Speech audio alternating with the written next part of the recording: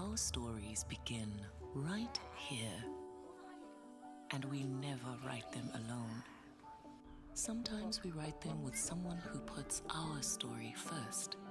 Other times with someone who puts their own story first. There'll be pages we love to read again and again, and some we'll barely remember. Sometimes we feel like the hero of our story, and other times, not. There are stories of dreamers, stories of creators, stories of strivers, stories of believers, and we're inspired by them all. That's why we invite you to write your story with us. Your story matters.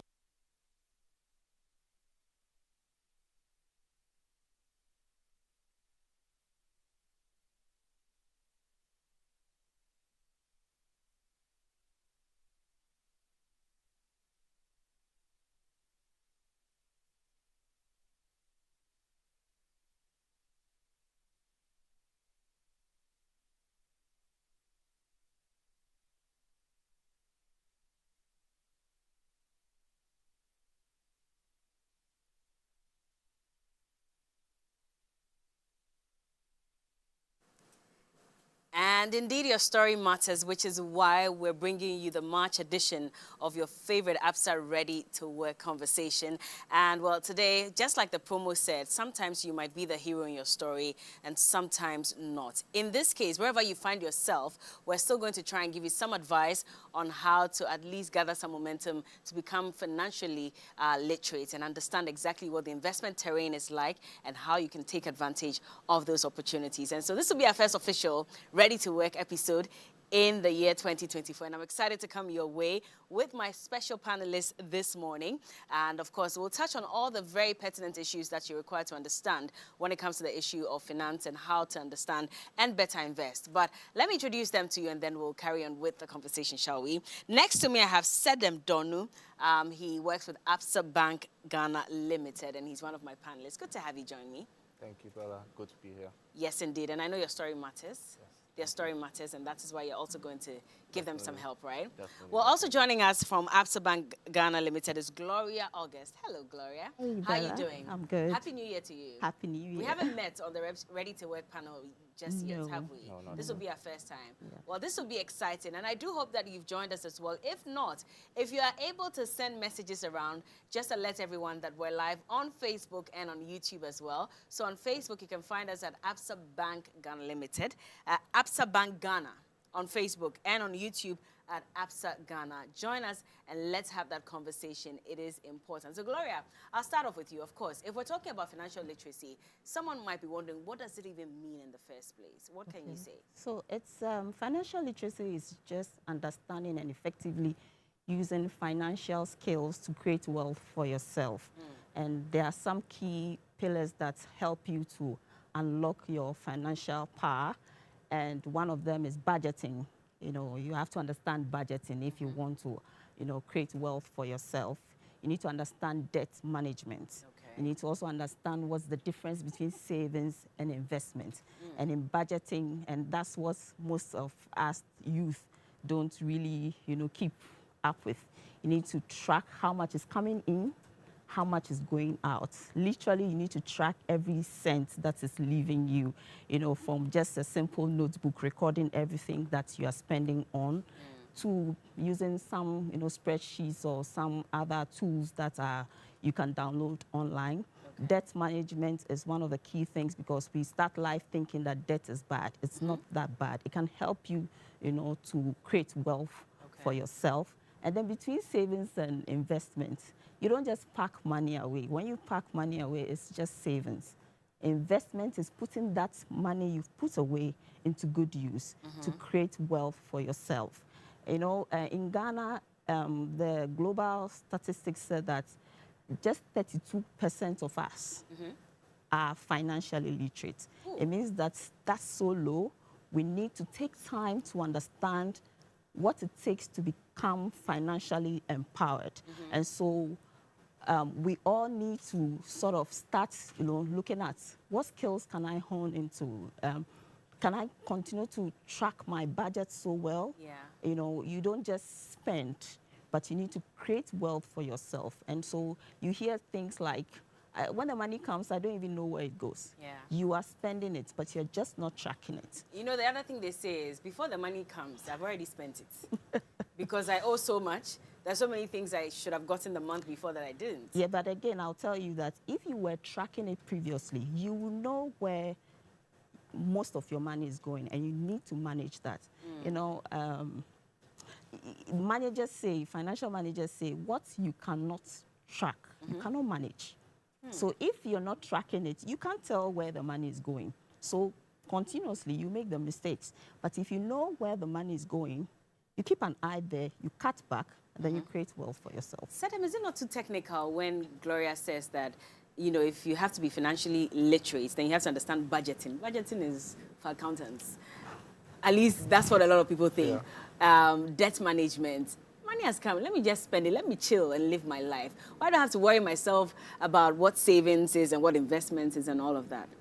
Why is that so important? And how do you break it down for us to understand that even the lay person, as technical as these terms may sound, can still better manage his debt? Yeah, I think this actually goes from the whole issue of financial literacy, right? Because financial literacy sounds like such a technical thing, people are like, oh, why do I have to do this? What does this even mean? So it starts from there. And budgeting and investing is not just for accountants, it's for all of us.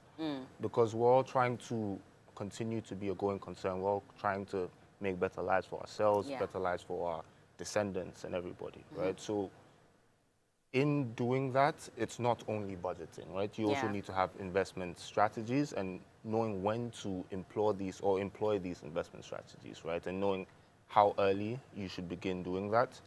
So, yeah, to answer your question directly, it is something that you should be fully aware of from the get-go. And sadly, we're not really brought up in a culture where we learn these things at an early age, and you have to pick them up as you go on in life. Which is why we're here, to have this conversation, so you can better explain it to us. So if you talk about how early you should invest, as a young worker, maybe a national service personnel, I'm barely even getting my allowances, and you're talking about investment and saving.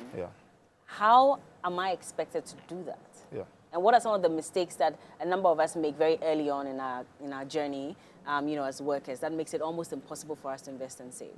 Okay, so fully understood, right? Especially from national service, starting off early, it's not easy to save. You feel like already mentioned, before the money is even come, you spent it, right? But when you do begin tracking it, when you do begin managing it, you see that there are things that maybe today I ate out instead of making food at home, little things like that, right? And then the little pockets of money start to show up, and then you're able to invest it, right? Being able to invest early or starting early as possible, even before national service, anytime you have money, is extremely important and it's very advantageous, right? So starting early means that, one, you have the power of compounding, right? And compounding is significantly important when investing because it allows you to actually grow wealth. Okay, so come down to our level. Okay, no problem. It's quite technical still. Yes, When you say compounding, Yeah. for someone who may not understand, what does that mean?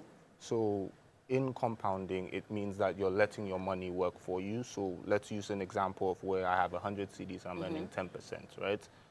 A lot of people invest that 100 CDs and they get their 10%, they take their interest away and they invest 100 CDs again and they get 10%, they get 10 CDs and it's going that way, right? When you're compounding, you've invested 100 CDs, you get 10 CDs, and you invest that whole 110 again at the same rates, and you find that over a long investment horizon, you're making a lot more money, you're able to afford a lot more, and your wealth as a whole goes up, right?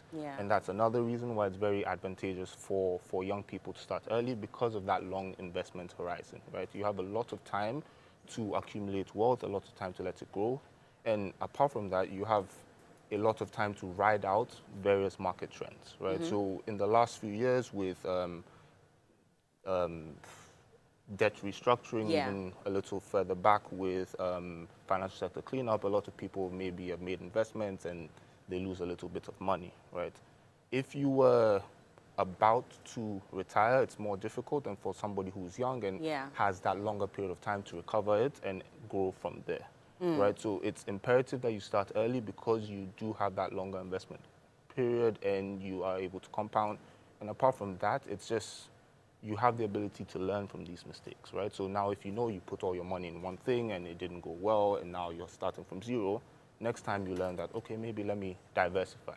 I see. But in that case, how do I know which investment plan to latch onto and which one to avoid? And Gloria, you can come in. No, when you start saving, right, you need to try and understand what you're doing. Okay. And I mentioned that you can, learn these skills Yeah. by, subscribing to podcasts, speaking to an expert about it, for somebody to analyze where you find yourself. How much are you earning? What's your investment horizon? What's your risk appetite? All these things come to play. So it's not something, much as you are putting that tab on yourself to know where to spend, you also need to educate yourself what to do after that. Because first step for the youth is you need to get that discipline. Once you get that discipline, you can track your expenses and you have extra to save, then you move into the investment zone. Once you get into the investment zone, you need an expert to advise you because several parameters have to be taken into perspective to analyze who you are and what we can invest that money into for you. Maybe 2 years ago, investment would have sounded like a really cool idea for any young person because things were looking good. But in the last year, we've had to endure domestic debt restructuring, and there was panic. So everyone who had an investment, at least majority of them would do their funds. Now, if I'm a young person coming up and you're still touching on investments, I'm looking at you like, okay, are you not aware of the economic downturn that we're facing as a country? And you're still asking me to still invest? What would you say to that, Sedem? First of all, yes, directly. And it's completely understandable why there's investors with a lot of apprehension, not wanting to invest given everything that's happened. But you have to understand that we're looking at a very high inflation environment where literally day by day the value of your money is decreasing, right? Yeah. So by pulling your money out of investments, by keeping in your bank account, by putting it under your pillow, you are losing money as Or well. keeping in my right? water tank. Keeping I it hear in that a the lot of people, water they tank. dig the ground Exactly, and keep right? their money. Have you done that before? I have not. Luckily, I have not lost that much faith, so I'm still investing. Oh, right? you So have we faith? Continue, yeah. Oh, I see, So okay. if you're able to do that, you're able to earn a rate above inflation, and then again, you continue to be a going concern, you're able to improve on your wealth, right? But when you take it out completely and now you're just keeping the money there, you're losing. So you're scared you lose money by investing, but you're losing money as well by not investing. So it's worth it. It's just, again, knowing to diversify, invest in different things. So clearly saving is not enough. Yeah, You must compound. exactly. Which is something new that I've learned from Exactly, you. yeah. But as financial managers, what have been some of the most difficult moments that you've had to face in doing your work? Managing investment fears, right? Okay. As we are discussing, people have lost faith in the sector, but I would say that the fact that you choke on water does not mean you don't drink it anymore, right? Investment is life. Yeah, you have a retirement to face. You have life.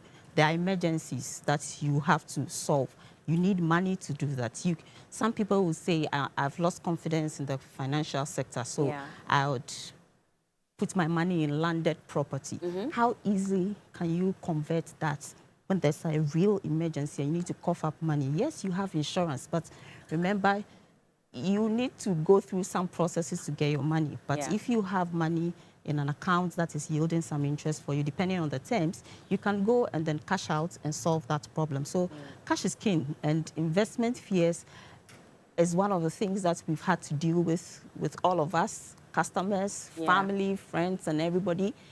We don't have to lose faith. It's a phase. It will go away, you know, but life still is there. It's still there. But that brings me to the issue of diversification. Yeah. Because you talk about landed properties, and someone would say, oh, but, I mean, we've been told that's also not a bad way of investing because it appreciates in value.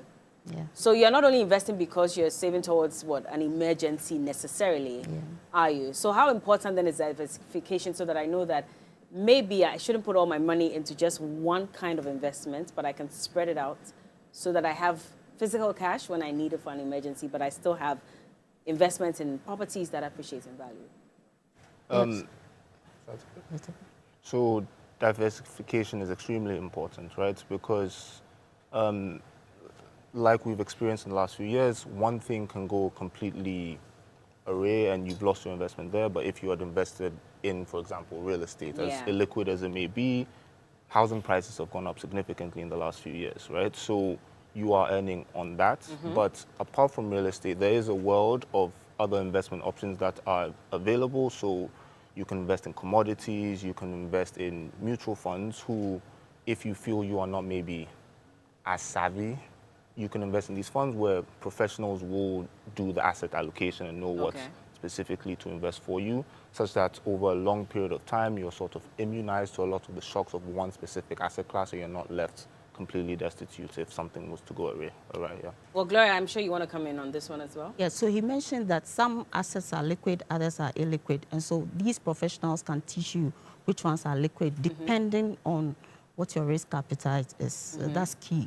Some people are just treasury bills, fixed deposits, and it's fine with them. But there are other things that you need to explore to make the investment mix more, risk averse. Yeah. So let's say I'm a client. I come to you and I'm worried about, investment opportunities. I'm not sure what the economy is going to look like in the next 5 months or so. And so I'm telling you, I'm sorry, I want to withdraw my funds from all the investments that you've done for me. What kind of advice would you give me? That's a tough one because, one, I need to find out what exactly you want to take that money to go and do. I'm going to hide it in my house. No, that's not an option. Well, at With least, all these at least I won't take a all. haircut. No, but that's not, because you remember, inflation is going against you. So why are you keeping it? Or maybe I'm going to buy Forex. Yeah, but it's not an investment vehicle, unfortunately. Actually, right? So that's what a lot of people have been doing in recent years and still going on, because 2022, when depreciation was about 40% plus, Forex was a good investment, right? But what you look at historically, it's actually more profitable to have invested in a treasury bill than to invest in Forex, right? So we're looking at... Are you serious? Yes, very serious. So, you know the dollar rate right now. I'm very sure. You're still telling me I should invest more in treasury bills. Because you're looking at depreciation versus what the interest rates are, right? And you find that on average, depreciation is significantly below what the treasury bill are. So if you had money on the first day of the year and you invested in the treasury bill, that would take you the full end of the year. You would have probably been net positive if you had invested in the treasury bill as opposed to the Forex, right? So in Ghana, we find a lot of people buying Forex as a hedge, but in reality, it's only the better investment in times of significant strain, like in 2022, for example, but not over the long haul. Not over time. Yeah, exactly. So if I were one of your very difficult clients or you had a portfolio that was very challenging, what would you do? So if you're a very difficult client, the data exists, right? So I can literally go back 10 years, 20 years to show you how these investments would have behaved over a period of time and show you what you would have had now as opposed to then, and do various simulations to show you it is worthwhile to make these investments, and over a long time, it's likely that you will be able to do well. So and I still say no. I mean, I tell you, Kasayem Frama. How do you say that in Ewe, by the way? Honestly, you don't know, sure, don't worry, it's fine. But yeah, after all those things you've said, I'm looking at you like, I still want my money and I'm taking it out today.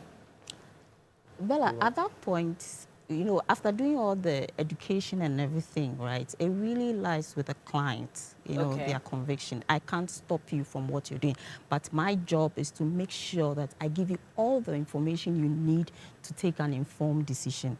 If I don't do that, I'll feel bad about it. But if I did that, I think that I'll be at peace with myself.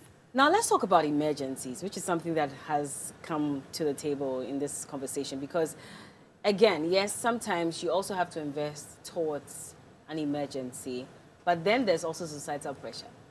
So you're telling me I should save towards, my death, which probably might happen, or sickness that might happen in the next 20 years. There's a new car that I want to buy now and enjoy. They say you only live once.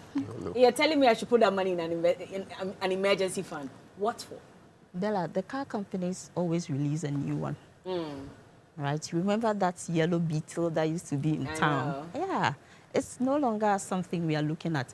So when we are investing or we are building up an emergency fund, it's not towards the flashy things, but the realities of life, right? Fire, burglary, things that, can tear you down. And life is a balance. It's not always rosy. It's not always about the chilling and having the fun. Sometimes you because of the scarcity mentality, you think the grass is even greener at the other side. Yeah. But the reality is that if you sit in that Mercedes-Benz for an hour, you'll be like, yeah, that's not really what I wanted, But at least it's a I've sat in fantasy. it. At least yeah, I've you sat don't in have it. to own it. You can sit in it, but can you don't rent have it. to own it. You can rent it. And after Rent a week, it in this after Ghana. a week, you'll be tired. And then you Yeah, but invest I your posted on money. social media and someone says, but that's not your car. You rented it just to show off. Yeah, but you see, you have to insulate yourself from what social media thinks, really.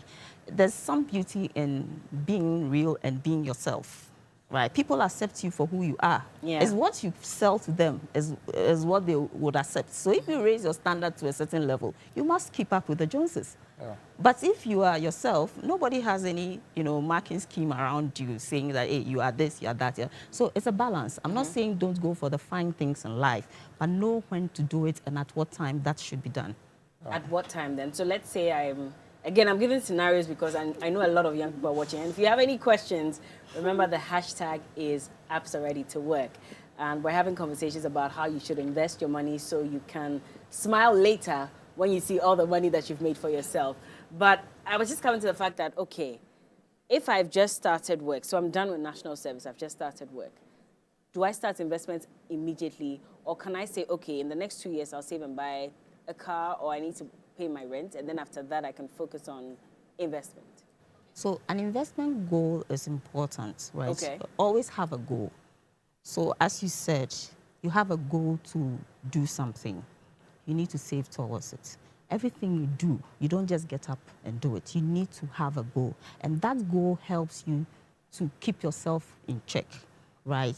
The pressure is there to do something, buy a house now, buy a car now, but you feel that if you save and invest in your education, in 5 years' time, you could get a better house or a better car. So you always need to have a goal.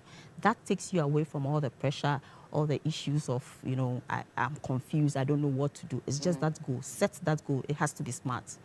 Sedem, sorry, do you have a retirement fund Yes, at the I do. moment? Yeah. You set it up already? Yeah, from day one. From day one? So I can't chill small.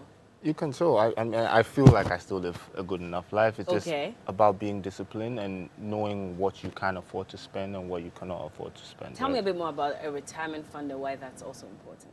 Okay, yeah. So we do our monthly contributions to our various pension funds, right? But what you find, especially talking to older people, is that that money isn't enough. It's not really in line with what inflation has been over the period. Yeah. So when they're living in retirement, they end up living and sort of dependent on their children to some extent, right?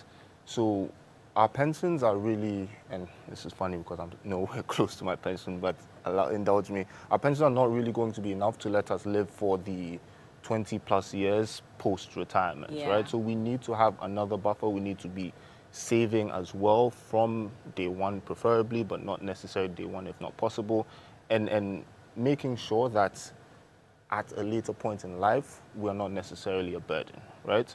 So we can even use the recent occurrences as a case study where the debt exchanges and a lot of that was going on, pension funds were up in arms because it was going to potentially decrease the value of Yeah. life standard of living for the older generation. If you had your own savings, personally your own investments, yes, it would have still been a problem, but you do have that buffer, right? So the fear of the unknown or uncertainty should give you enough of a willingness to put that money down now. So basically what you're saying is, aside your usual monthly SNES contributions, Yeah. you should also set up a retirement fund. Yeah, saving, yeah, definitely. Want to live your best life when you're older. Yeah. Not Now now. you're doing Exactly. back-to-back work. You're not really living life, right? When you're retired, that's when you can do the things you really love. And you need money to do that. But It's not cheap. What's the guarantee I would wait till retirement to take out that No, money? you do it now, but you will not do it to the fullest. What I mean is, sometimes emergencies happen along the way. Yeah. I need money badly to do something, and then I go and close that fund, and withdraw the money? No, you don't close that fund. Oh, you don't get to close it So at all? for building an emergency fund, once you take out of the fund, you have a duty to replace it. In fact, times 2. Yes. You have a duty to replace it. I'm locking my own self in my own prison. Exactly. Basically, that's what it is. Exactly. You don't take out of a retirement fund and then say that's it. No, you put it back. You put it back. It's a discipline. What if I don't want to? What if I don't have the means to? Then you're just shutting out on the future. You don't do that. But you've had impatient clients like that, haven't you? Oh, they are impatient people, but they need to understand. You need to explain. You see, sometimes people are just impatient because they are not that literate in the space we are talking about. That's why financial literacy is important. You need to educate them, show them the numbers, give them case studies, situations that have happened to other people, and they appreciate it. Yeah. That's interesting because I won't lie to you. I'm one of those people, and it was out of anger. So years ago, I was investing in this life policy, and the charges were a bit too much. So I was like, you know what? Let me just close this thing and forget about it. And there are many of us like that. Yeah. At least in the company where I used to work, there were a number of us who decided we're going to shut it down. We're not interested anymore. That's also because Charlie, the salary wasn't enough. Yeah. So now you have to divide. So it's as if they say that when your salary comes, first thing you have to do, aside your tithe, is to take out your savings. Yeah. Now, after you've taken out your savings, you have to take out your investment before you take out before you get what to spend. Yeah. By the time I take everything out, I have only 100 CDs to spend for the month. Yeah, but Bella, I'm How am I going to surprised you are survive? saying this because side hustles are now the new normal, right? If your salary is not enough, there's definitely something you can do. I like that you brought that in. Yeah. Okay. There's something you can do. For the youth, those who say, I'm unemployed, I don't have a job, there's something you can do. There's something in there. You have a talent. You can do decor, makeup, anything. I know lawyers who are doing makeup. I know doctors who are DJs. Yeah. So once the salary is not enough, you must be creative about it. Something ethical, but not gambling and all of that, but something ethical that can bring in, enough Oh, money. not gambling. Like if I like mean- to watch football. I know, we frown upon that as well. and Yeah, so it's so, not something that you should engage in. Yeah. Okay, that sounds great. Always get a side hustle. It's important. And I think everybody at this point probably does. You do, right? Yeah. You also do. Yes. Okay, no, we cannot talk about it here. Don't worry. But now let's talk about, again, back to advice. So after talking about all these things, a retirement fund, emergency fund, etc., what's that one financial instrument that if I walk up to you today and ask for advice on, you'd tell me, okay, this is the best option, go for this? And I throw it to both of you, so you can take it one after the Truly, other. we don't give investment advice. We can show you the products. There's treasury bill, fixed deposits, other asset classes that you can invest in depending on what you want to do. So for us, we'll show you a basket of it and then point you to some of the things that you need to look out for and what your appetite is in terms of risk, and then you can take a decision. Selim, do you also hold the same opinion? Yes, and just to even go further, I wouldn't advise anyone to invest in one thing. Exactly. Okay. So it always comes to diversification. Diversify, make sure you're invested in as many things as possible because, again, you're insulated from shocks, right? So I would never, again, we're not supposed to give investment advice, but I would never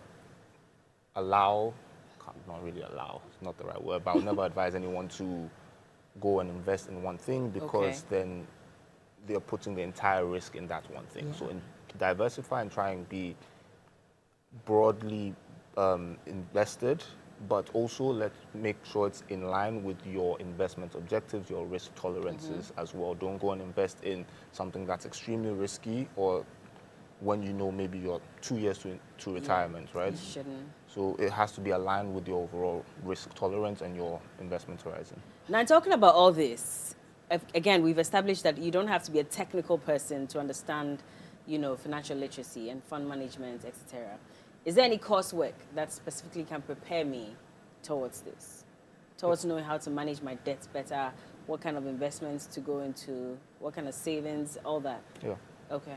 I think right now with the internet, there's a lot of different courses online, whether you look at Udemy, even on basic YouTube, there's videos that will teach you about financial literacy, teach you about specific things in terms of wealth management, teach you about different asset classes. But even apart from that, if you want to go even more technical, get a certification, I think the CFA is a good designation to have. It gives you a very broad-based understanding of finance in general, from the grassroots, like low level, even how to calculate holding period returns, to knowing in-depth financial management, and even knowing how to transfer wealth from one person to another, right? So I would say, yes, there's a lot of free resources online that are available, but the CFA is a good certification to have if you do want to do that and even want to pursue a career in financial management as well. All right, Gloria, you have any other? So is there any empirical evidence to show that there's a link or a connection between financial development and growth? Would you say there is? Just to show that, okay, everything that we've talked about, if you really do that, you're going to experience growth in your career, in your business, in your life in general.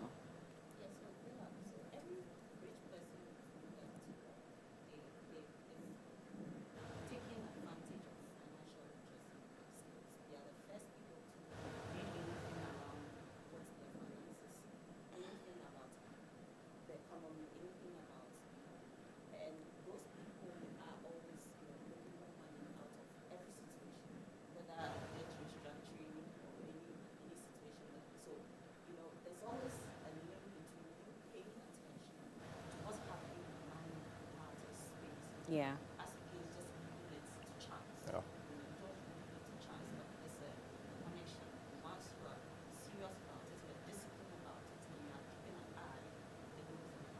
Definitely. Yeah.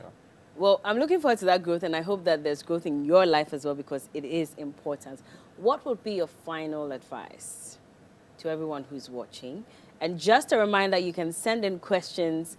We're here for the Absa Ready to Work conversation. I have Gloria and I have Sedem, and we've been talking about financial literacy and knowing what kind of investments to take up, especially for a young, budding professional like you.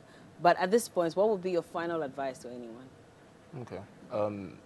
For me, this sort of stems into what I was spoken about societal pressures as well, especially for young people, right? Don't feel too pressured into having that latest thing now or being one of the Joneses, right?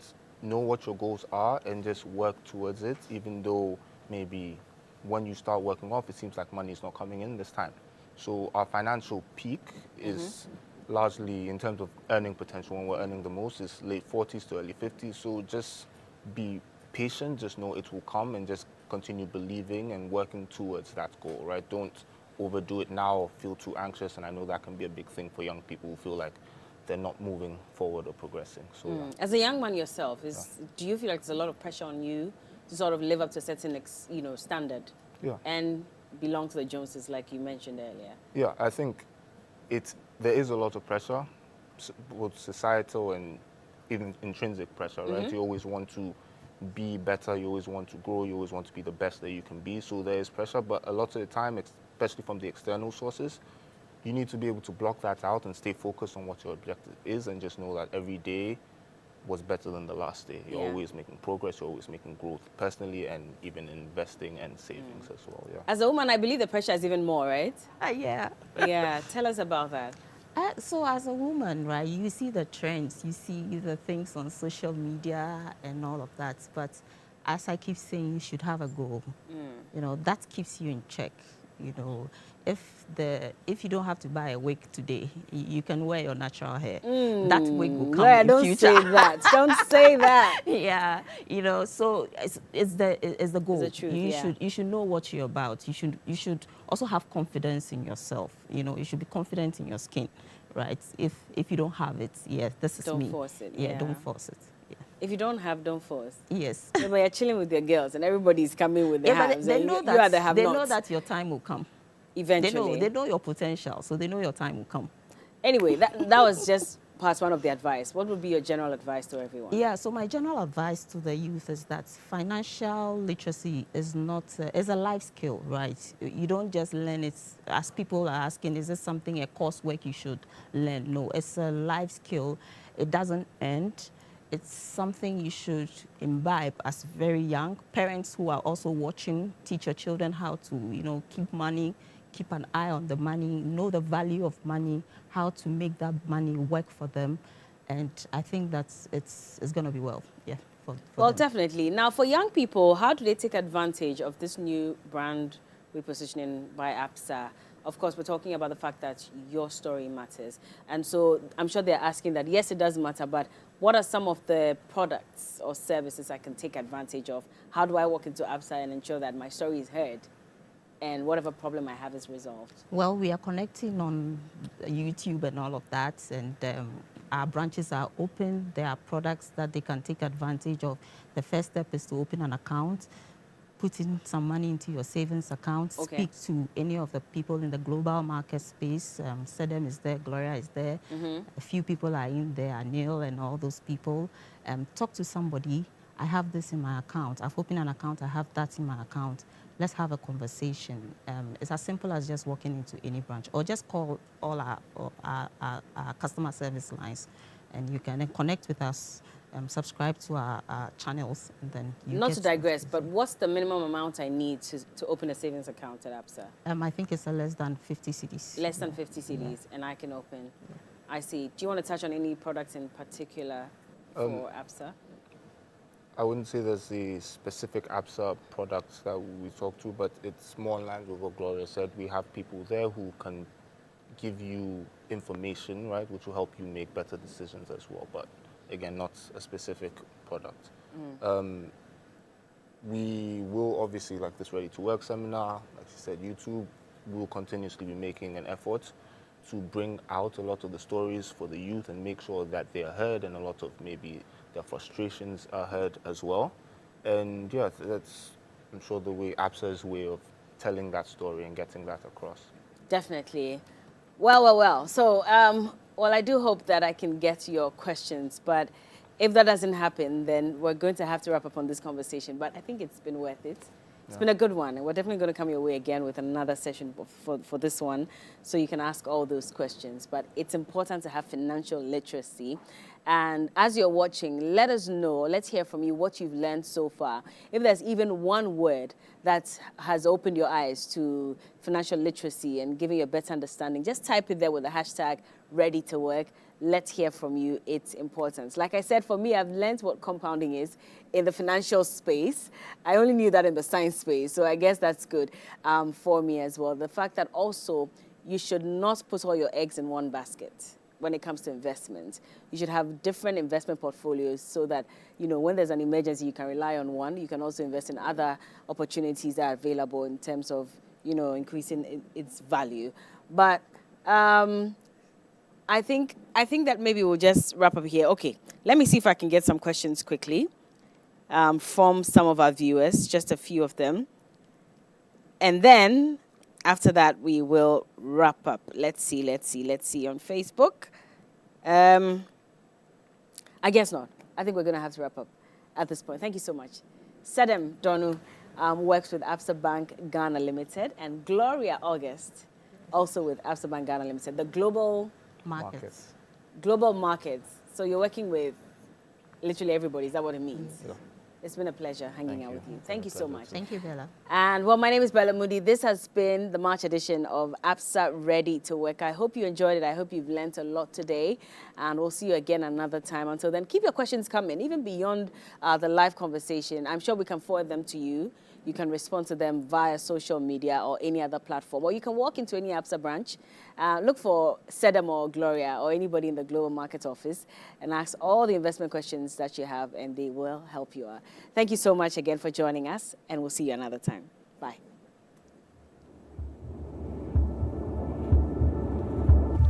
Our stories begin right here, and we never write them alone.